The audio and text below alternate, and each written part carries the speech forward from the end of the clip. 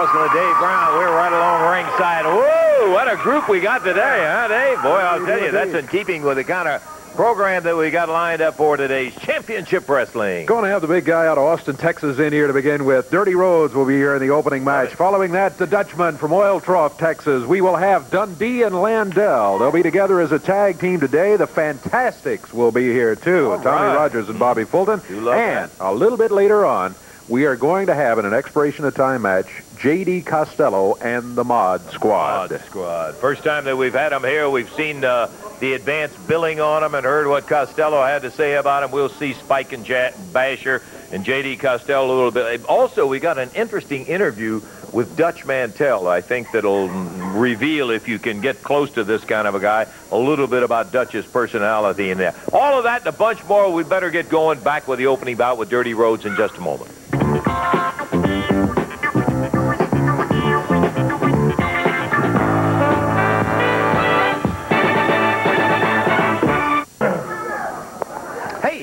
This is us. We're ready to go. Official announcement. All right, it's going to be one fall, 15-minute time limit match. Introducing at 211 pounds from Mississippi, Benny Traylor. And going against him from Austin, Texas at 301 pounds, Dirty Rhodes. This match is going to be a one fall, 15-minute time limit match.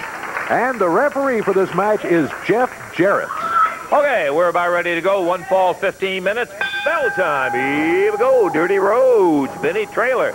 Certainly the size advantage on Dirty's part, and that's true most of the time, Dave. That's right. Almost a 100-pound weight advantage for Dirty Rhodes. Dirty Rhodes, little experience advantage, too. Benny Traylor, of course, primarily a tag team wrestler, as we have seen him here with his partner. Dirty Rhodes puts the body slam on Benny Traylor. Dirty drops down on him. I think he was going to sit down on him. He missed, but put him into the ropes. Benny Traylor not off to a very good start here. Dirty Rhodes, wow, snaps him over and down. Traylor popped into the ropes. Dirty Rhodes got him with the elbow right in the top of the head. He drops down. Here's a cover. Might be it. Counts at 2 and 3. Well, it only took him a minute. Dirty Rhodes comes through with a size advantage and turns it into a victory as he dominates Benny Traylor here in the opening match. The time on it 1 minute even. And we are going to be back in just a moment with more of championship wrestling action.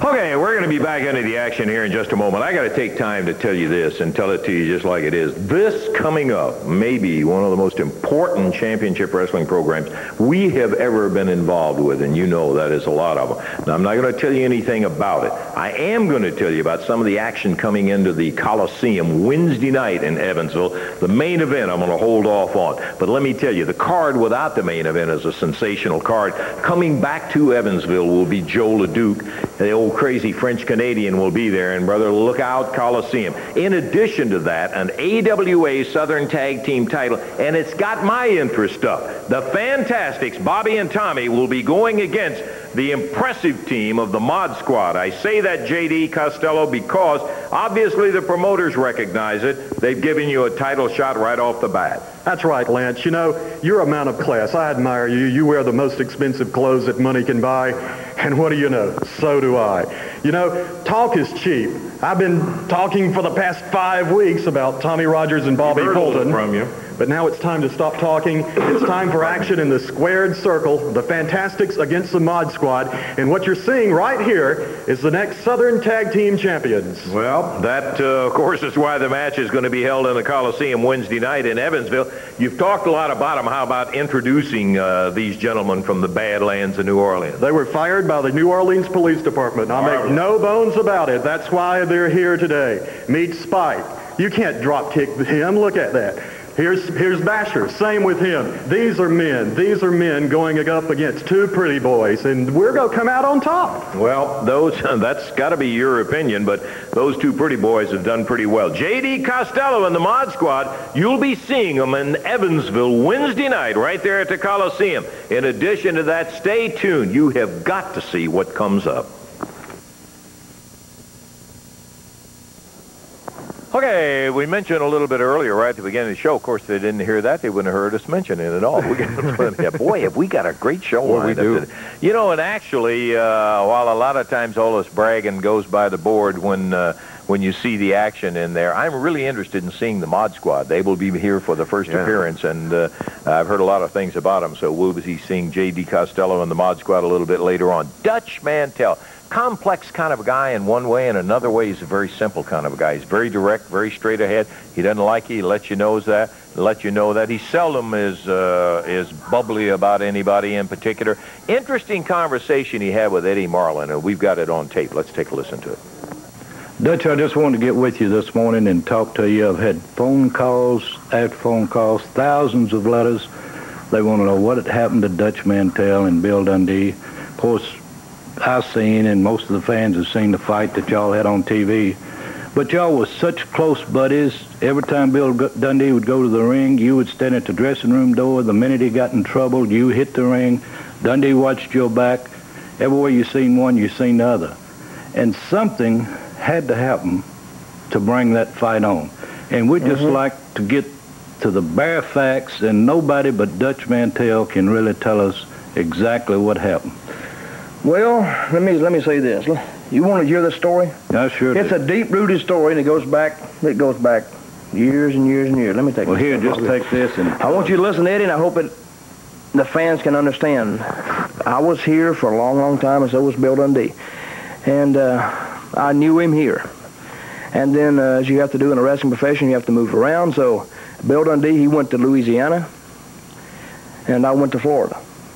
And when I was in Florida, you know, then I had an opportunity to go down to Louisiana, and that's where Bill was.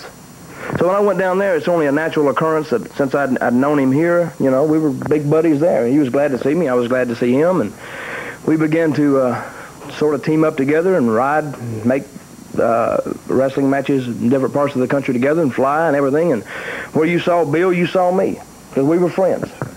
And we'd ride up and down the road, and I'd take my guitar, and I'd play it, and boy, me and Bill, we would sing and all this stuff. We had, to me, I thought we had a good thing going.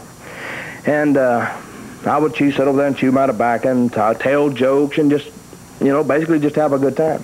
And we'd listen to country music on the way up there and on the way back and wherever, you know, and we'd get to hit to the airports. We'd go to the bar and get around and stuff. So the time the flight would leave. So finally, Bill, his contract was up down there. And he said, I want to go back home. So his contract was up, so Bill left, and after about a month, you know, I sort of like wanted to go back too. So it took me another couple of weeks. Bill got back here before I did. And took me a little longer because I had 3 or 4 weeks of obligations and commitments that I was obligated to that I had to make. So I did that, and I came back in here. And everything was just like it was when we was in Louisiana. You know, we would still make trips together and still play country music and still have a good time, you know. And it is true that when Bill got in trouble, I helped him out. Because when I'm friends with somebody, you know, I'll stay true to him. And then this blonde-headed guy named Buddy Landell showed up. Now, let me tell you one thing, Eddie. I don't know if you know this or not. Let me tell you people about Bill Dundee. Bill Dundee is like a chameleon. Is that the word? Yeah. You know, it's a little lizard-looking thing. When it gets on a green thing, it turns green. Or if it gets on something black, it'll turn black. It just blends in. Now, Bill Dundee has a characteristic about him that when he gets around somebody, he sort of tries to adopt their characteristics and their personality. When he was with me, he liked country music. And he chewed more tobacco. He was always bumming me for tobacco. I'd get in the car, and Bill would say, Dutch, did you bring the tobacco? And I'd say, yeah, Bill, I brought the tobacco, but it wasn't no big thing because he was a friend of mine. You know, I accepted him for what he was. And Buddy Landell got here, and all of a sudden I noticed this big, big change in Dundee. And all of a sudden he was assuming the the characteristics of a nature boy, Buddy Landale. See, when me and Bill were together before Landale, we would go to places that had low ceilings, right, smoky, and we'd drink Jack Daniels, right? But when Landale got here, he wanted to go places with high ceilings and chandeliers where they drink wine and talk about the Zodiac and play backgammon in the back. See, I just don't fit in a place like that. And Landale, obviously, he's got into Dundee's ear, and, you know, I heard him say, you know, that I was a redneck and I was a hillbilly and that I cramped his style. And pretty soon Dundee was agreeing with him that I'd cramp Dundee's style. Now, to me, that just ain't right. I didn't cramp his style before. We pulled up to a restaurant one day, and he was going in, and Landale turned back to me, and he said, Dutch, why don't you stay in the car because you look like a bum. Well, to me, I didn't look like a bum in Louisiana. I looked the same. I looked down. You know, I like to wear jeans. Landale, he likes to wear $500 suits, which is fine with me. I don't care. Next thing I know, Dundee's showing up in a tuxedo, and he's walking around. But let me tell you one thing. See, what happened is I didn't stop liking them. They stopped liking me, which is fine with me. Because I'm my own man. Lance Russell said it before that I'm a loner. Yeah, I am a loner. I like to do things my way. And if somebody else wants to do things their way, hey, that's fine. But don't knock me for the way I want to do things. You understand what I'm talking about? It's not hard to it's not hard to understand at all. But let me tell you one thing, people, about Dundee and Landale. I can whoop Bill Dundee and I can whoop Buddy Landale. Together or head up. Because I ain't backing down from nobody and I ain't backing down from them. So if you want to know the reason, what happened, that's the reason. They stopped liking me. I didn't stop liking them. When they call me a redneck and hillbilly, hey, that's fine. But when you say something, Eddie, you got to be able to back it up. You got to have enough weight in that rear end to back up what you say. That's right, Dutch. Well, Dutch, we appreciate you explaining it to us. I understand it, and I think the fans out there understand it. And by the way, you said you carried your guitar on the trips with you? Now, I like country music, and everybody out there knows I chew tobacco. And if you'll carry that guitar... There sure have. If you'll carry that guitar with you, you can ride up and down the road with me. Would you listen to me? Sure. Okay. You want me to play you? I got my guitar right here. Sure, man. You want to hear something? I love it. Hang on. All right, golly. We'll play this song. What you want to hear, Ed? Anything you'll play me. What you want to hear? Just something country. How much you think this guitar cost me? I ain't no telling. I can't tell you. It's a secret, man. What you want to hear? What, little Wildwood Flower? That's fine.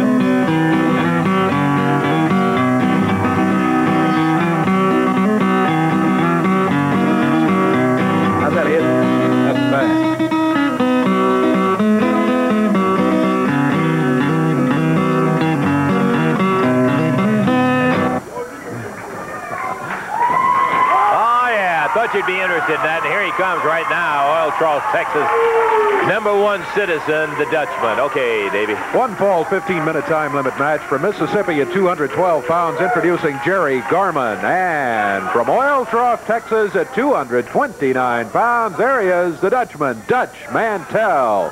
One fall, 15-minute time limit match. Referee is Jerry Calhoun. Okay, bell time, and here we go. Jerry Garman, good little athlete out of Mississippi, going against the very experienced and rugged Dutchman, who immediately takes him over, pops that arm bar on him, and Dutch doesn't handle you with kid gloves very much, Dave. He grabs a hold of you. He grabs a hold of you.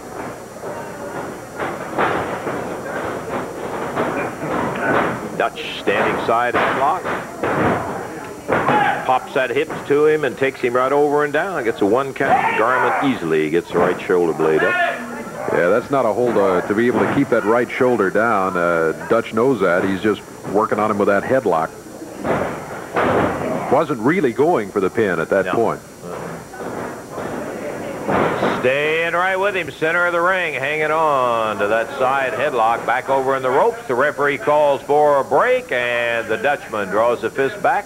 Holds up on it. Referee steps in between, and off and running we go again. Boy, Dutch will do it to you either way. I mean, he will get in there. He can wrestle. There is no two. We've said that a million times and made no bones about our admiration for his ability to wrestle.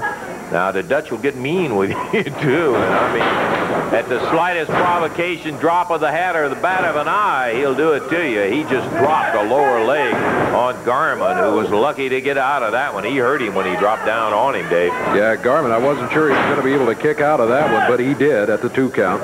There's a 1 count. Again, Dutch with a headlock. Same situation as earlier. The not a real good way to hold the right shoulder down when you've got the headlock like that. We're about coming up on the 2-minute mark here. Minute 50 gone in this one.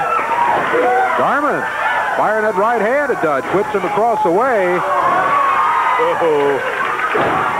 Garman had been a little intimidated. He made the rush on Dutch in the corner, and wish he hadn't. He caught that foot right in the head. Slams him down. Covers him up. 2, 3. Got him. Yeah, no getting up from that power slam. 2 minutes, 12 seconds the time on it as the Dutchman takes it.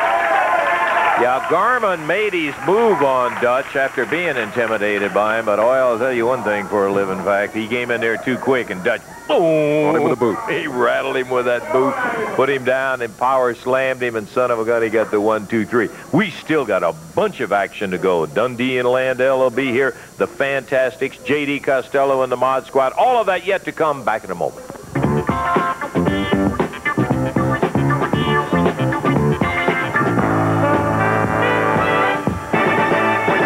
Friend, you have got to stay tuned for the entire program. Looking back in retrospect, I tell you, this has got to be one of the wildest shows that we have ever been involved with.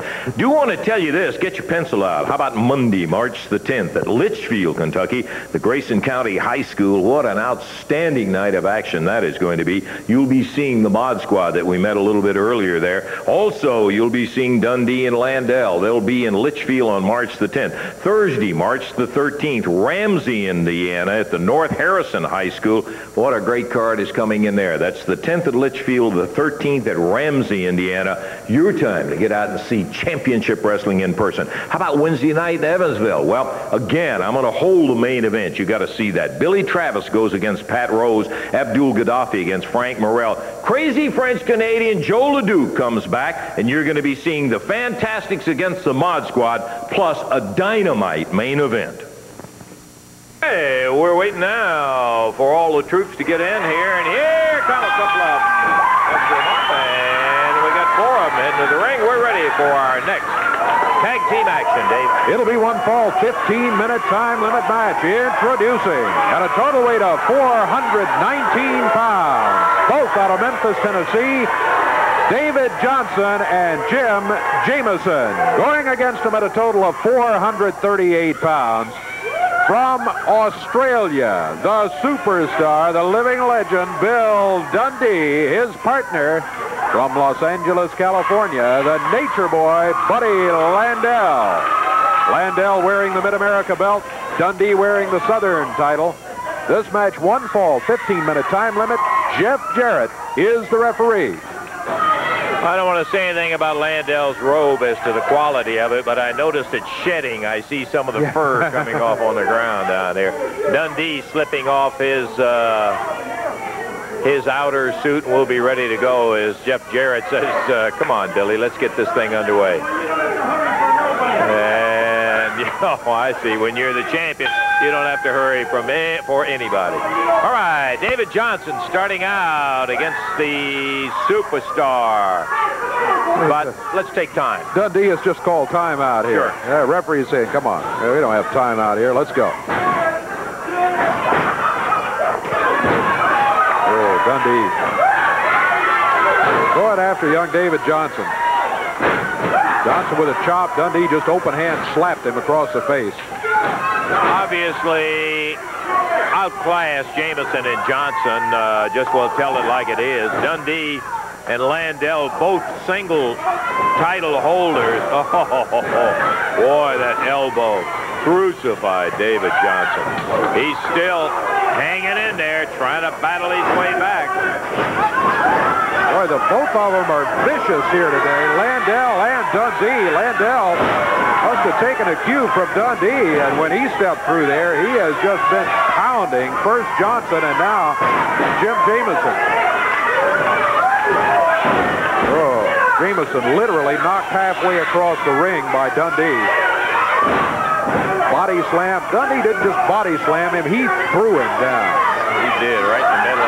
Now he's going over slapping David Johnson. Jamison trying to battle his way back, but Dundee leaned back. Slick move and nailed him with the bottom of his foot right in the face.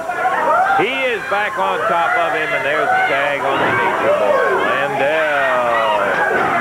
Ooh. What a chop he put on him. Both of them just unrestrained here today. They are just going all out, working over Jim Jamison and David Johnson. We're about 2 minutes into the action. And it's been all Landell and Dundee. Boy, you called it right. All Landell and Dundee. They have been pumping on Johnson and Jamison. Dundee holding him down right now. Slaps him a little across the face. Bang! Big right hand in the midsection, but Dundee right back at him, and he slams him into the ropes, and referee Jeff Jarrett says, come on, back it up, keep the fist open.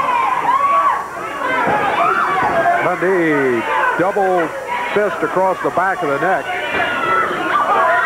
Jamison thrown out of the ring, down on the floor. Dundee out there after him. Body slam right on the floor. David Johnson coming down to try to help his partner out. The referee running Dundee back to the corner finally. Coming up on 3 minutes in this match. 15 minutes is the overall time limit. David Johnson helping Jim Jamison back up on the ring apron. Trying to get the referee to back Dundee up. He does not back up. He drops an elbow just as Jamison comes through. And his knees buckle there. Dundee goes after Johnson over in the corner. Boy, he nailed him, knocked him right off the ring. And Dundee right back on Jamison, tags Buddy Landell.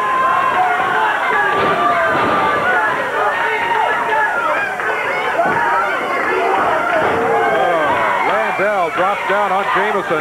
Coming around to the 4-minute mark where, what, 3.5 minutes? That was a count of 3, that's it. Yeah, we were at 3 minutes, 36 seconds, and that is it as Landell got the 3 count on him. Dundee and Landell celebrating a victory here. An overpowering victory, I might add, over Jim Jamison and David Johnson. They were, no excuse in that. Buddy Landell, they beat the stew out of him. Now Landell and Dundee are showing what big men they are. Oh, Johnson thrown over the top rope. Hey, come on. Landell is just attacking the referee. That'll cost you. Jeff Jarrett refereeing this match, and Landell just slammed him. There goes Jamison out of the ring. Here comes Jerry Jarrett, Jeff's dad, in, and he nails Dundee. Nails Buddy Landell, and right back at Dundee. This is Jerry's son that was refereeing. Uh-oh, Landell got him from behind. And Dundee slams him with a right, puts him down on the deck. Come on, this thing's getting out of hand now. God, Dundee's going for his eyes, Dave. He's only got one good eye in there. Come on.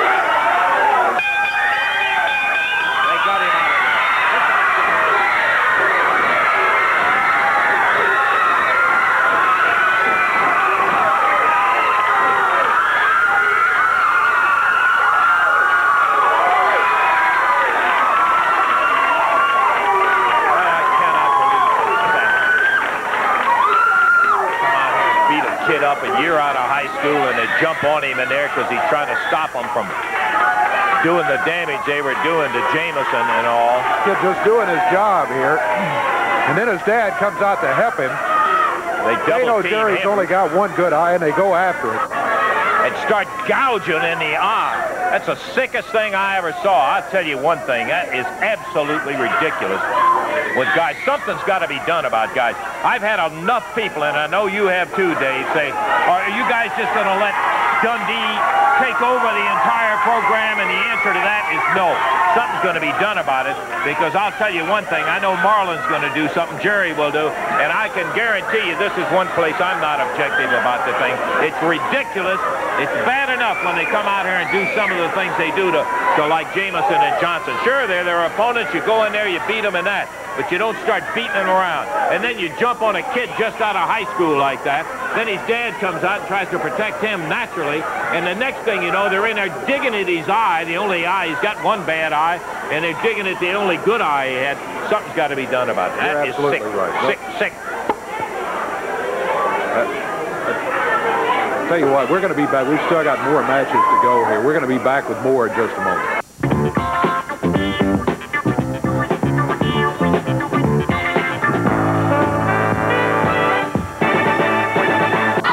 Okay, we still got a lot of show to go, a lot of things happening on there. They're checking Jerry's eye out right back there now. We got Falk and Eric. Yep. Up in Here they come. There they are, Tommy Rogers, Bobby Fulton, the Fantastic.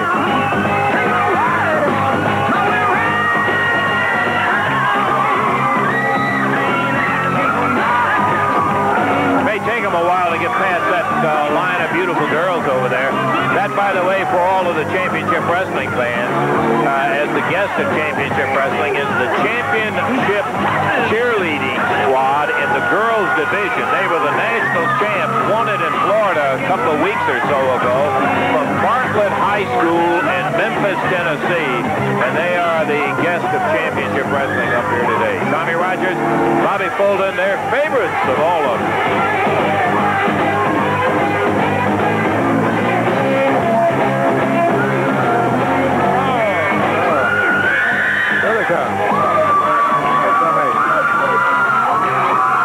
They're wearing the Southern Tag Team titles around their waist. This is a non-title match. One fall, 15-minute time limit. Introducing at a total of 432 pounds. From Memphis, Tennessee, Keith Eric. And from St. Louis, Missouri, Tony Falk. Going against him at a total of 449 pounds. From the City of Angels, Los Angeles, California, Bobby Fulton, Tommy Rogers, the Fantastic. Don't start the match. Oh, Jerry, hold on. Hold it, referee. Jerry, you better get back there. I don't think you're ready to be out here yet. Lance, I don't know what I'm going to do. Oh, God. Listen. We can talk about it later, Jerry. You don't need to do it right now. I mean, hey, you did whatever you could. Listen. Savage guys come out here and start going after the eye. That's the important thing. Let's worry about that now. Jeff is okay. He's going to be all right. Let's go. Okay. All right. Yeah, let's go on with the match, okay? All right. All right, referee Jerry Calhoun up there. We're going to go on. All right, bell sounds, and here we go. The Fantastics going against Tony Falk and Keith Eric. That's Bobby Fulton in there. Hold on. Hey, hold it just a minute, referee. Hold it. Can we stop just for a minute? Eddie Marlin. I want to tell you something. Jerry Jarrett's been in my family for a long time. He's the leader. He knows what to do in any circumstances. This is the first time that I've ever seen him in this situation. They tried to put out his one good eye. When he got his eye put out, he didn't cry about it. He didn't tell very few people, but I knew about it. They beat up my grandson. They put him out. Jerry don't know what to do, but I know what to do. He's the leader, and when he's around, I'll say, what do you want to do, Jerry? And he'll tell me. But he's not here to tell me now, and I know what to do. It's one man that I know of that I can put in there with Dutch Mantell, and they can take care of those two guys. And that one man is Jerry Lawler. I don't care about the contract, Bill Dundee. You can sue me. You can sue the company. You can put us out of business. But Jerry Lawler, I'm going to go get him on the phone right now. And if I can get Jerry Lawler to come here, he will be against Dundee and Landell. Now, I'm going to call him on the phone, and if I can get him, he will be here. Contract or no contract, Eddie's going to try to get him. We'll bring you up to date on that. All right, the match is underway again. Restarting here, and the Fantastic going after him. Keith Eric takes the double drop kick as the Fantastic put him down. Tony Falk has just rolled out of the ring. Tommy Rogers going against Keith Eric.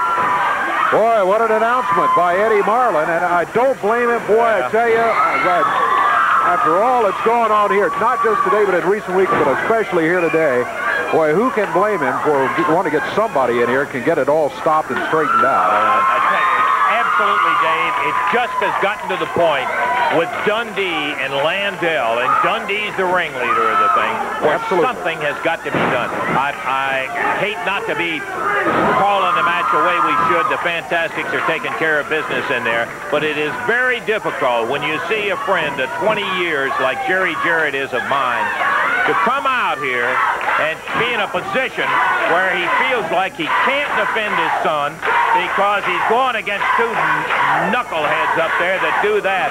And the lowlights don't have any more class than to go for a man's only good eye. He's already lost the sight out of one eye and start to do that. They beat up on a kid like that. Tommy got, well, you can see what's happening. Go ahead, Dave. All right. Yeah, I agree with you 100%. It's ridiculous. Bobby Fulton drops down on Tony Falk. Tony Falk looking toward the corner. He's a long way out of that corner, though. Shoulder butt by Bobby Fulton. Down to the mat goes Tony Falk. Tony Falk with a very long losing string on Championship Wrestling. I wouldn't favor him to break that string today either, going against Bobby and Tommy. No, you're right there. A little hair pulling by Falk. Well, you break enough rules, you can win some matches. Falk using the fist right now.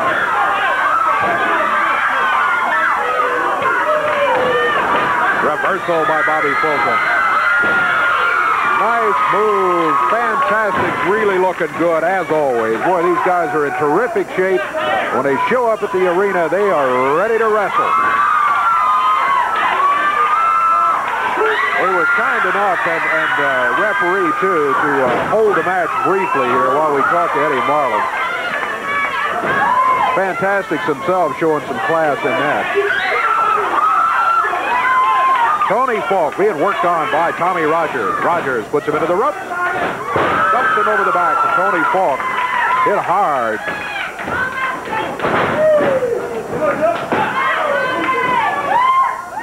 Tommy bars the right arm of Tony Falk. 3 minutes gone in this one.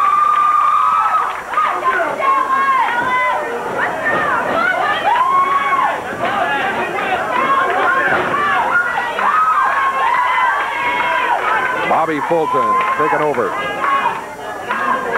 Tony Falk. Whoa. I think he hit him with a thumb and jabbed his thumb into his throat. Bobby Fulton comes out after him. I don't know what he did, but I think he shouldn't have done it. Falk makes the tag. Keith Eric being hammered by Bobby Fulton. Eric backed into the corner. Tag made, and Tommy Rogers leaps over the rope. Presses Eric down to the mat. This could be it. Counts to 2 and 3. 4 minutes, 3 seconds of action. And there's a high five from Tommy Rogers. Bobby Fulton as they get the victory here over the team of Keith Eric and a still winless Tony Falk. Well, they had him beat, but you didn't see him trying to take advantage or anything. All they were in there was to do the business they had to do, not like some people that we've seen on this program today. Let's take time out. We'll be back with more action coming up. J.D. Costello and the Mod Squad in just a few minutes.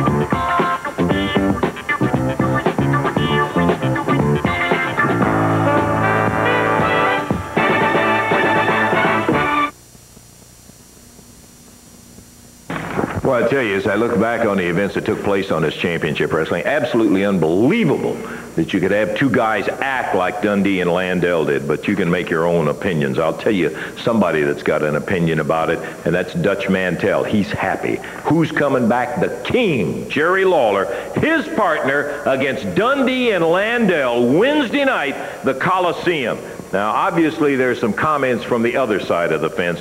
Bill Dundee and Buddy Landell had some thoughts of their own. You listen to them. Talk about Watergate. Talk about shafted, Budrow. 1975 I came here. 1975. Jarrett starts his stinking company. And about 1977, Jerry Lawler, Bill Dundee, and Jerry Jarrett. But, oh, what happens? I get beat in a loser leave town, and I got to leave for a year. Louisiana, the worst world, brother. It's hot, it's stink, it's got mosquitoes, rednecks all over the place, and I'm there 1 year. And I would call Eddie Martin, but I'd call him every 3 months. I'd say, please, Eddie, bring me back anything, under a mask, anything, just let me get out of this.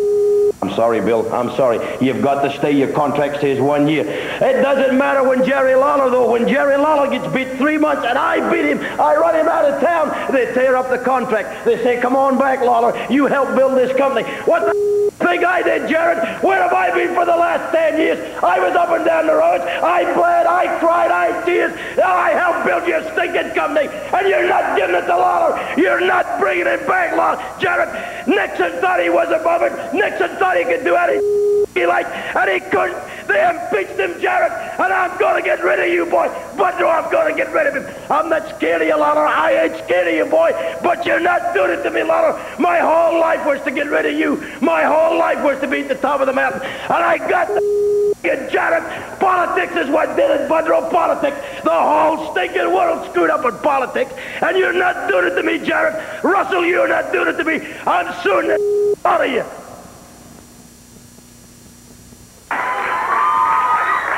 Okay, coming over to talk to us, and Dutch, thank you very much for coming out here in a miserable situation. I want to say one thing, you know. What I just saw here, and it's no big secret that I fell out with Landell and Dundee, and I'm glad I did, baby, because they're making my life miserable, but I know how to correct things, so I got out. I bailed out first. But I'm going to tell you one thing. What they just did here, and I'll tell you, it takes a lot of guts to beat up an 18 or 19-year-old kid. Deal. A year out of high school, it takes a lot of guts, Dundee and Landell, to go out and knock him out. But to go ahead, and you know Jerry Jarrett has only one good eye, and you were going for the other one, gentlemen. We saw you right here on the tube, baby. The tube don't lie. You were going for his other eye. Now, I could not. I've done a lot of bad things in my time, but I've never tried to purposely take out somebody's eye, baby, because I know what it's like. Now, I'm going to say, I'm watching my back, baby, because I got that door geared, Jack. If they come in, I'm going to knock them in the next week.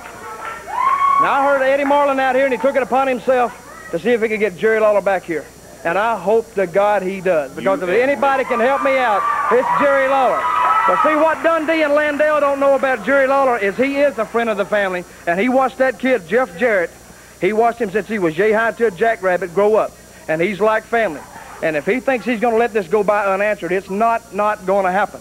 Now, I tell you, Landell and Dundee, don't get so glory happy in the back and all gloated up, baby, because you went ahead and knocked Jeff Jarrett out, but I checked him in the back, and he's going to be all right. Eddie. I got Jerry Lawler on the phone, and can we get him hooked up in here? Because he wants to talk to us. He's on the phone. You got a hold of him? Right now? Yeah, if you can get him in here. Bob, is there any way to get the phone? Can we get the phone back? I don't know, Eddie, but we'll try right now. You got Lawler on the phone right now? Okay. We're going to, I hope you'll bear with us just a second, but I think it's important enough for us to take the time out to see if we can get all this hooked up. Eddie, I don't know whether we'll need to get the operator to switch this in here or not. Whatever we need to do, let's try to do it, because I think it's huh? Will it come out any further, Bob, or is that? Get the mic over there. He wants to talk to the people. Yeah. Okay. See if we can get this rig out here. Hold on, people. We're going to get him on his phone in just a minute. Okay, let's see. There he is. There he is. Hey, Jerry, can you hear us? Is this Eddie? Huh? No, this is Lance. Eddie's out here with me, Jerry. Okay, Lance, yeah, I can hear you fine. Okay, good. All right, listen, you know, I just talked with Eddie just a moment ago, and I'm sitting at home watching this whole thing take place, and you know, I mean, this has just gone way past what anything should ever be like this allowed to happen. Amen. And ridiculous. I think everybody knows, it's no secret to anybody, that I hate Bill Dundee's stinking guts, and everybody knows that I have hated being away from town. I hated having to lose the loser leave town and not being able to wrestle there in my home area. But what has taken place today, Lance, even goes far beyond that. You know, the fact that I hate Dundee and the fact that I hate not being able to wrestle in my own hometown, that goes without saying. But what I've just watched take place here today, Dutch has already talked about it, you know, to see my friend Jerry Jarrett, and a lot of people don't realize what kind of friends we are.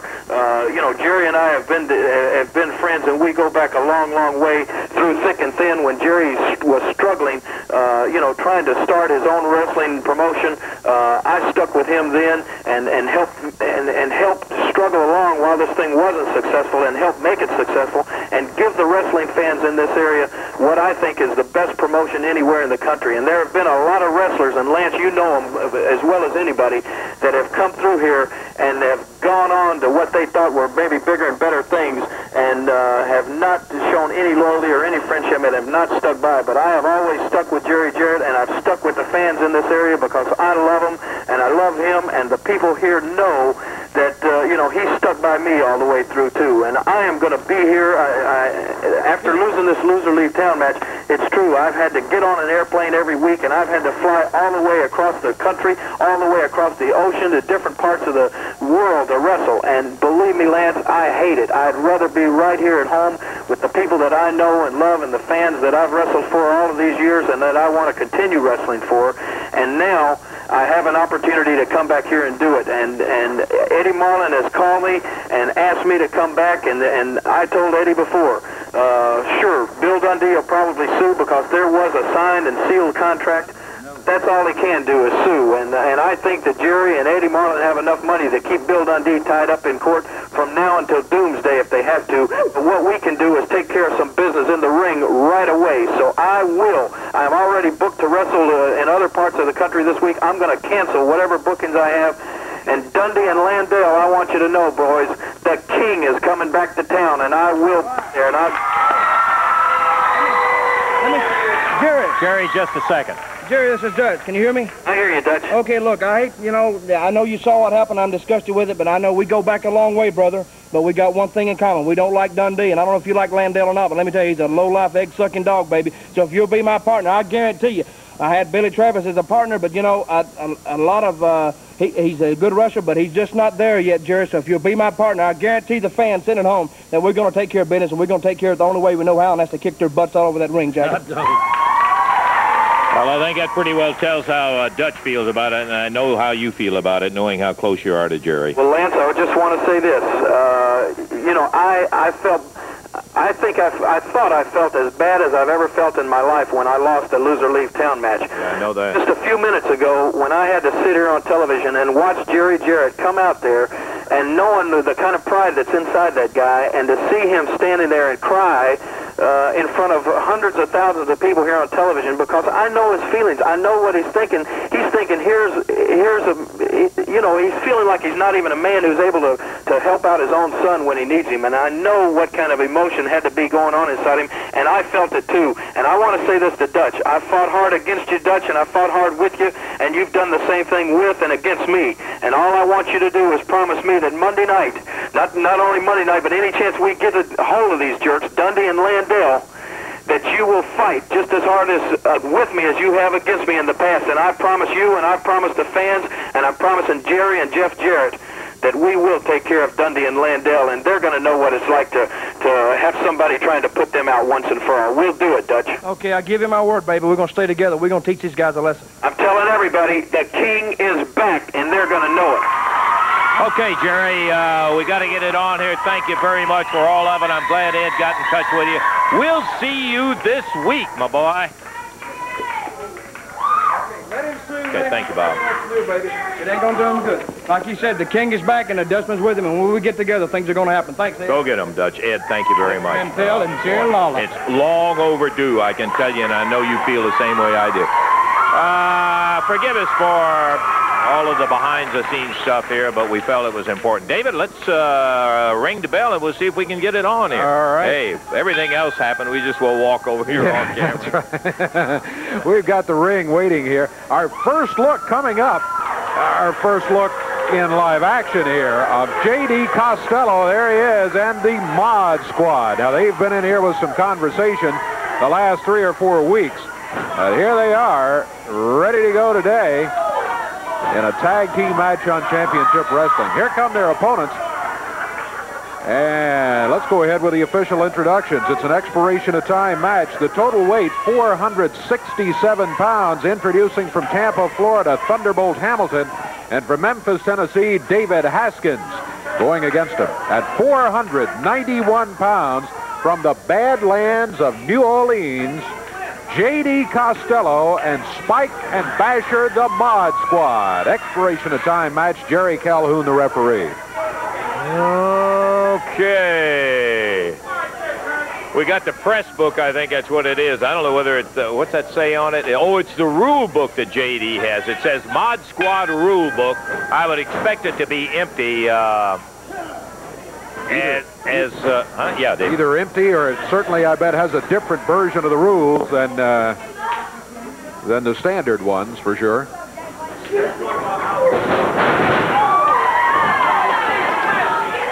Spike and Basher, the Mod Squad. Thunderbolt Hamilton, good drop kick. Puts both of them down, both Spike and Basher. Feeling the feet. Thunderbolt Hamilton has run one of them out of the ring and the other one back to the corner. Okay, Basher in the ring now as Spike got zipped out of there in his first appearance. And Thunderbolt is a good test for him because, boy, here's a guy that's got a whale of a background. And he is some kind of heavy-duty wrestler. David Haskins takes over. Basher fires him across the ring, misses. Big flying press by David, a good move, and they don't have the respect, I think, that J.D. Costello would like for him to have. Whoa. From outside, the knee of Spike, and David Haskins caught it right in the back as he was thrown into the ropes.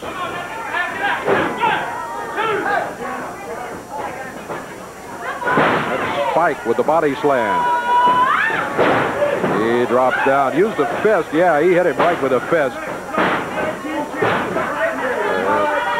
Yeah, J.D. Costello says we're looking at the next Southern Tag Team Champions. I know a couple of guys that are holding the belts right now that are going to have a different idea about that. Might have just a little bit to say about that. Yes, indeed. Talking about the Fantastics, of course. Haskins' head slammed into the turnbuckle. Spike and Basher, the Mod Squad. This is Basher in there now. Haskins catches a knee to the midsection. J.D. Costello flamboyant at ringside with his version of the rules tucked under his arm. There's a slam. Costello asking for the crowd support here, and yeah, you hear the reception that gets as he wants applause for the Mod Squad. Spike and Basher making the tag. This is Spike coming in here now. Haskins up in the air and a backbreaker as Spike drops him down. Both of these guys, looking at them for the first time, they are very stocky. The guys, they don't have any 6'6" frame, but they are really stocky. Got David Haskins up in the air. One holding him up, the other climbing the ropes, and a flying clothesline and just knocked him back down to the mat. Count is at 1, 2. That's it. That's it for the first fall. It's an expiration of time match, remember, but Spike and Basher, the Mod Squad, J.D. Costello, their manager, and here's J.D. declaring the victory in the ring. Hands raised. You see him over on the left there.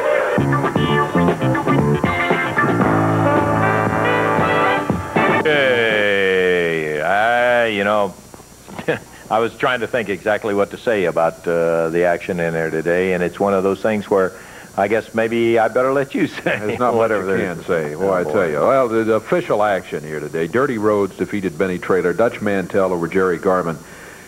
Then it was that Dundee-Landell thing. Now, they won the match officially. They defeated Jim Jamison. It makes it even more ridiculous what they did. They had already won the match. All they had to do was leave the ring. They had humiliated Jamison and Johns. But no, they hang around. They hurt the referee. Then they go after Jerry Jarrett's one good eye in there. And after they'd already won the thing. Fantastics won their match, too. They beat Tony Falk and Keith Eric. And it was a mod squad with J.D. Costello. An impressive debut here on Championship Wrestling as they did win their match over Thunderbolt Hamilton and David Haskins. I was very delighted to see Eddie take the very positive stand, get a hold of Lawler, say to heck with a lawsuit, get him back. We heard Jerry on the phone, and he is coming back in, and I'm not any time too soon. We got to go. We'll have more of it next week. Hopefully not like this, but we'll have more of it next week. For Dave Brown, Lance Russell saying bye-bye, everybody. The announcers on this program are selected and paid by parties other than this station, namely the promoters of Championship Wrestling.